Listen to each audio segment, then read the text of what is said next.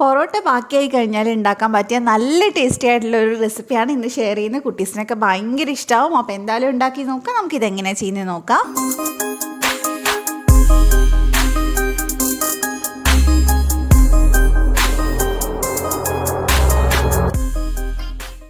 അപ്പോൾ ഇതിന് വേണ്ടിയിട്ട് നമുക്ക് എത്ര പൊറോട്ട വേണമെങ്കിലും എടുക്കാം. ഞാനിവിടെ 3 പൊറോട്ട വെച്ചിട്ടുള്ള അളവാണ് കേട്ടോ കാണിക്കുന്നത്. അപ്പോൾ ആദ്യം തന്നെ നമുക്ക് പൊറോട്ടയിൽ നിന്ന് മിക്സിയുടെ ജാറിലേക്ക് ചേർത്ത് കൊടുക്കുക. നനവില്ലാത്ത ജാറായിരിക്കണം. ഒരുപാട് ചെറിയ പീസായി കട്ട് ചെയ്യുന്നും വേണ്ട. ഒരു പൊറോട്ടയിൽ 3-4 പീസൊക്കെ ആക്കിയിട്ട് അങ്ങനെ കട്ട് ചെയ്തിട്ടാൽ മതി. അപ്പോൾ ഇനി നമുക്കിതൊന്ന് പൊടിച്ചെടുക്കണം. നമ്മളിങ്ങനെ പൾസ് ചെയ്തെടുത്താൽ മതി 2-3 തവണയായിട്ട്. അപ്പോഴേക്കും ഈ ഒരു പരുവത്തിൽ കിട്ടും. ഒരുപാട് അങ്ങ് പൊടിയേയില്ല, എന്നാൽ വലിയ പീസ് അധികം ഉണ്ടാവുകയില്ല. അപ്പോൾ ഇങ്ങനൊരു പരുവാകുമ്പോൾ നമുക്ക് അങ്ങ് എടുത്ത് വെക്കാം.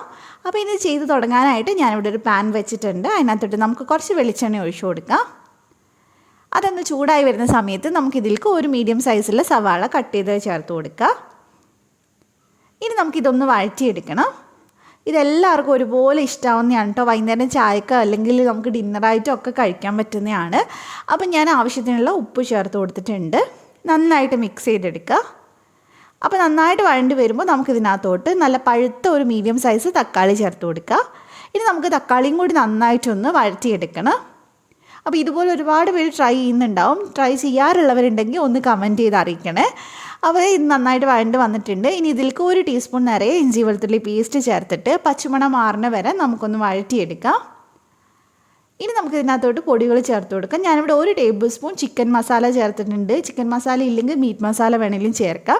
1 ടേബിൾ സ്പൂൺ കാശ്മീരി മുളക് പൊടി ചേർത്തിട്ടുണ്ട്. എന്നിട്ട് നന്നായിട്ട് മിക്സ് ചെയ്തെടുക്കുക. ഒരു പച്ചമണം മാറുന്നത് വരെ മിക്സ് ചെയ്താൽ മതി. ഇതിലേക്ക് വേറെ പൊടികളൊന്നും ചേർക്കണ്ട.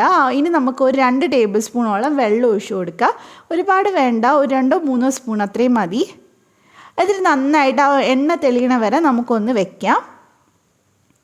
ഇപ്പോൾ നന്നായിട്ട് ആ എണ്ണയൊക്കെ തെളിഞ്ഞ് വന്നിട്ടുണ്ട്. ഈ സമയത്ത് നമുക്ക് പൊടിച്ച് വെച്ചിട്ടുള്ള പൊറോട്ട ഇതിലേക്ക് ചേർത്തിട്ട് നല്ലപോലെ മിക്സ് ചെയ്തെടുക്കാം. കുഴച്ചെടുക്കരുത്, ഒന്ന് ശ്രദ്ധിച്ചൊന്ന് മിക്സ് ചെയ്തെടുത്താൽ മതി. കറിയൊക്കെ എല്ലായിടെയും ഒന്ന് ആവണം ആ ഒരു മസാല.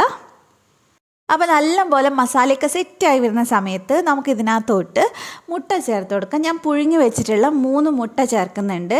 ചെറിയ പീസായിട്ട് കട്ട് ചെയ്തിട്ടാണ് കേട്ടോ ചേർക്കുന്നത്. അതിന് പകരമായിട്ട് നിങ്ങൾക്ക് മുട്ട ചിക്കി എടുത്തിട്ട് ചേർത്ത് കൊടുക്കുക. കുറച്ച് മല്ലിയിലയും കൂടെ ചേർത്തിട്ടുണ്ട്. ഇനി ഒരുപാട് അങ്ങ് മുട്ട പൊടിഞ്ഞു പോവാതെ സൂക്ഷിച്ചൊന്ന് മിക്സ് ചെയ്തെടുക്കുക. ഇടയ്ക്ക് ഈ മുട്ട ഇങ്ങനെ കടിക്കുന്ന സമയത്ത് കുട്ടികൾക്കായാലും നല്ലപോലെ ഇഷ്ടമാവും. അപ്പോൾ എന്തായാലും പൊറോട്ട ബാക്കി വരുന്ന സമയത്ത്, അല്ലെങ്കിൽ പൊറോട്ട കയ്യിലുണ്ടെങ്കിൽ ബാക്കി വരാൻ കാത്തു വെക്കേണ്ട, അല്ലാതെ തന്നെ ഉണ്ടാക്കി നോക്കുക. നമുക്ക് വലിയ കറിയോ കാര്യങ്ങളോ ഒന്നും ഇല്ലാതെ തന്നെ ഉണ്ടാക്കിയെടുത്ത് ചായക്കൊക്കെ കഴിക്കാൻ പറ്റുന്നതാണ്. അപ്പോൾ ഉണ്ടാക്കിയിട്ട് ഫീഡ്ബാക്ക് അറിയിക്കുക. റെസിപ്പി ഇഷ്ടമായിട്ടുണ്ടെങ്കിൽ ചാനൽ സബ്സ്ക്രൈബ് ചെയ്യുക. Thank you for watching.